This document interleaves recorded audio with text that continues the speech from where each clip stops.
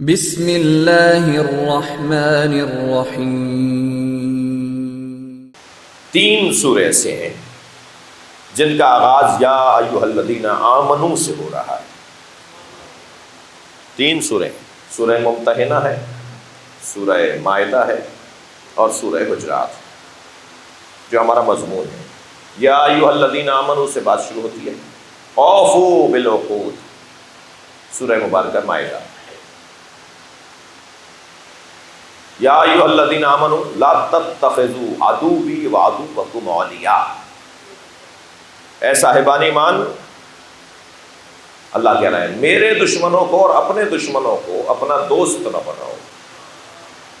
یہ سورہ ممتحنہ، اس کا آغاز یا ایھا الذین آمنوا سے ہو رہا ہے، اور تیسرا سورہ 114 سوروں میں صرف یہ 3 سورے ہیں جن کا آغاز یا ایھا الذین آمنوا سے ہو رہا ہے۔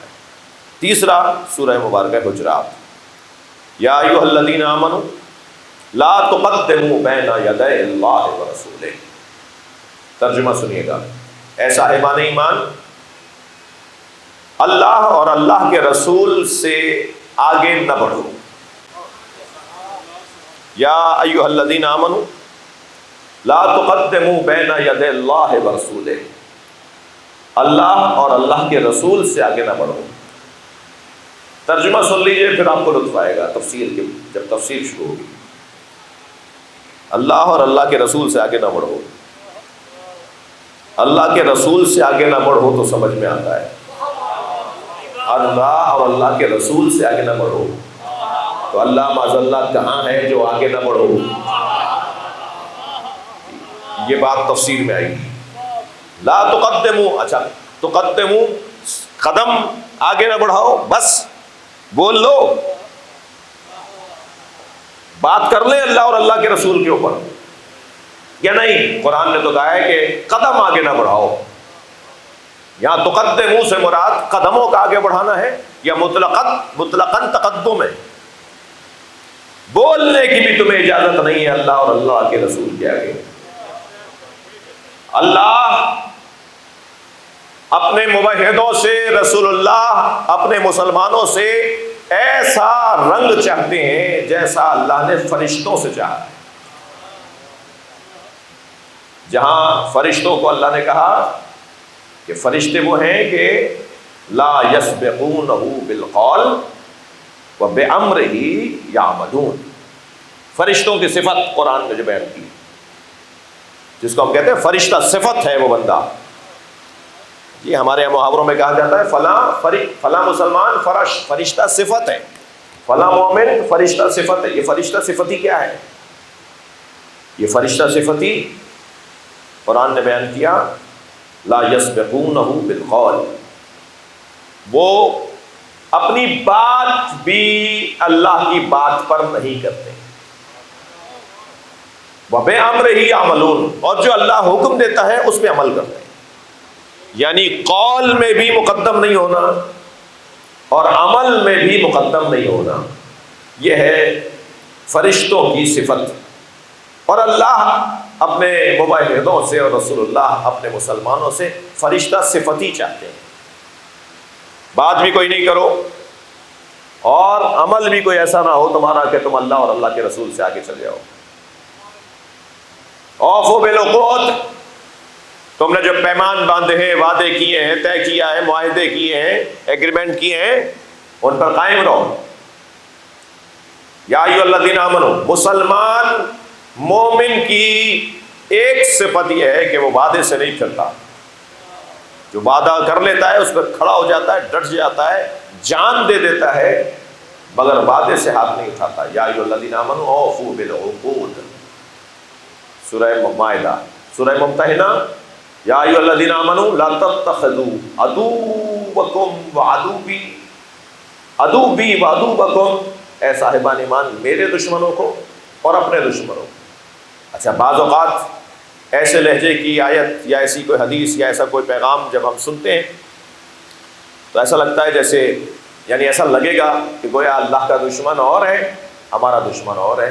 اللہ کہہ رہا ہے میرے دشمنوں سے بھی دوستی نہیں کرو، اپنے دشمنوں سے بھی دوستی نہیں کرو۔ تو یعنی دو برابر میں کر دیا اللہ نے ہمیں اپنے، ہم اللہ کے برابر ہو گئے، اللہ کے دشمن اور ہمارے دشمن اور۔ جی اللہ یہاں جس لہجے میں بات کر رہا ہے اس لہجے کی ایک اور آیت بھی قرآن میں ہے، یا عبادی الذین اسرفوا علی انفسہم لا تقنطوا من رحمت اللہ، اے میرے وہ بندو جنہوں نے اپنے اوپر زیادتی کی ہے میری رحمت سے مایوس نہ ہو۔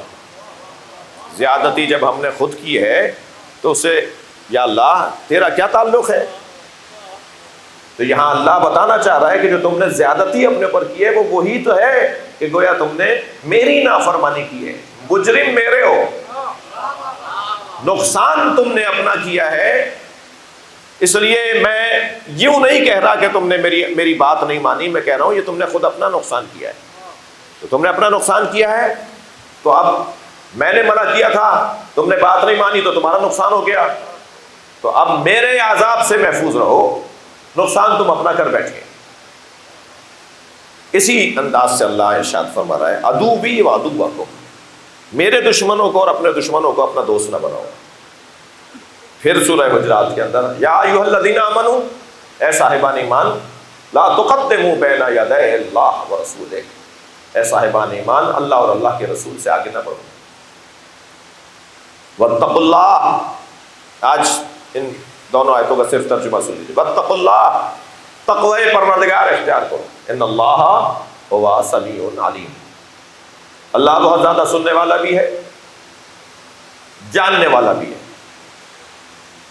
آیت آگے بڑھی، دوسری آیت شروع ہوئی، یا ایھا الذین آمنوا لا ترفعوا اصواتکم فوق صوت النبی، اے صاحبان ایمان اپنی آوازوں کو نبی کی آواز پر بلند نہ کرو، اپنی آواز کو نبی کی آواز پر اونچا نہ کرو، لا ترفعوا، رفع اونچا کرنا، ولا تجہروا لہ بالقول کجہر بعضکم لبعض، اور نبی کو ایسے نہ پکارو جیسے تم آپس میں ایک دوسرے کو پکارتے ہو۔ بھائی ابھی تو ترجمہ جاری ہے، لطیف پیغامات ہیں، میری مجبوری میں بار بار اپنے آپ کو روک رہا ہوں کہ ترجمہ کر لوں، ورنہ تو اتنے پیغام ہیں۔ خبردار نبی کو ایسے نہ پکارو جیسے آپ خود ایک دوسرے کو پکارتے ہو۔ کیا یہ کافی نہیں ہے کہ نبی ہم جیسے نہیں ہیں؟ صلوات پڑھ رہا محمد و آل محمد۔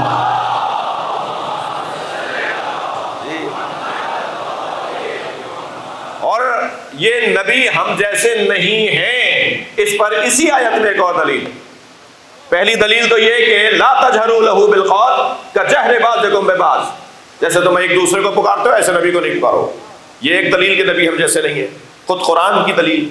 دوسری دلیل ان تحبط اعمالکم وانتم لا تشعرون، تمہارے اعمال کو حبط کر لیا جائے گا اور تمہیں پتہ بھی نہیں چلے گا۔ یعنی نبی کی آواز پر آواز اور نبی کو اپنے جیسا سوچ کر آواز دینے کا نتیجہ ہے نمازیں باقی نہیں رہیں گی، روزے باقی نہیں رہیں گے، بڑی محنت سے پیسے جوڑ کر حج کر کے آئے تھے، وہ نامہ اعمال میں وہ سطر ہی گم ملے گی، نامہ عمل میں وہ حج جو کر کے آئے تھے اس کی سطر ہی نہیں ملے گی۔ یا اللہ میں تو حج کر کے آیا تھا، یا اللہ میں نے تو حج کیا تھا، توجہ، میں نے تو حج کیا تھا، تو آواز آئے گی تم نے حج ضرور کیا تھا مگر نبی کو اپنے جیسا مانا تھا۔ صلوات پڑھنے ذرا محمد و آل محمد۔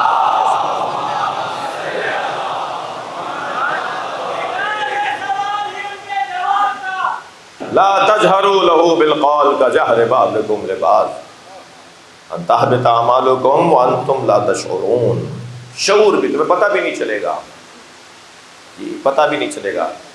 آپ کا پیر سن کر کے آپ کو انجیکشن لگایا جاتا ہے نا، آپ کی باڈی کو سن کر کے آپ کا آپریشن کیا جاتا ہے نا، اتنے کچھ نکال لیا، اتنا کچھ ڈال دیا، اتنا کچھ کر دیا، پتہ بھی نہیں چلا۔ اللہ تمہاری روحوں کو ایسا بنا دے گا کہ تمہیں پتہ بھی نہیں چلے گا تمہارے اعمال خراب ہو گئے۔ اعمال کو بچانے کے لیے، اعمال کو محفوظ رکھنے کے لیے، محنتوں کے تحفظ کے لیے جملہ ہدیہ کر رہا ہوں اور پھر اس کے بعد چند جملے مصائب کے پڑھوں گا۔ اعمال کے تحفظ کے لیے، عبادتوں کے تحفظ کے لیے، اپنا اسلام بچانے کے لیے ادب مصطفیٰ لازم ہے۔ نبی کا ادب لازم ہے. جتنا ہماری طرف سے ادب بڑھتا چلا جائے گا. اچھا برخلاف بھی ہے، اگر اعمال کمزور ہوئے، اگر نمازیں ڈھیلی ہوئیں، اگر روزے گنڈے دار ہوئے، اگر معاملات میں کمزوری رہی مگر نبی کا ادب رہا تو ازالہ ہو سکتا ہے. لیکن اعمال بڑے پکے ہوئے اور نبی کی بدتمیزی ہوئی، نبی کی بے ادبی ہوئی تو بڑے بڑے اعمال ضائع ہو جائیں گے. ایک مشرک تھا جی، مگر روزانہ مسجد النبی کے دروازے پہ کھڑے ہو کر سامنے محراب میں بیٹھے ہوئے نبی کو دیکھ دیکھ کے مسکراتا تھا. صحابہ اکرام نے ایک مرتبہ اسے دروازے سے ہٹا دیا. اب یہاں نبی صحابہ اکرام کے ساتھ محو گفتگو ہیں اور بار بار نگاہیں اٹھ رہی ہیں دروازے پر،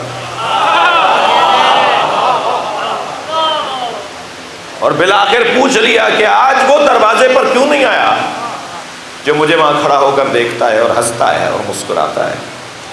کہا یا رسول اللہ وہ مشرک ہے، ہم نے اسے بھگا دیا. حضرت نے فرمایا اس کا مجھے مسکرانا ہی تو اسے مسلمان بنائے گا. وہ مجھ سے پیار کر رہا ہے، مجھ سے محبت کر رہا ہے. اور پھر جب وہ بیمار ہوا تو سرکار اسے دیکھنے گئے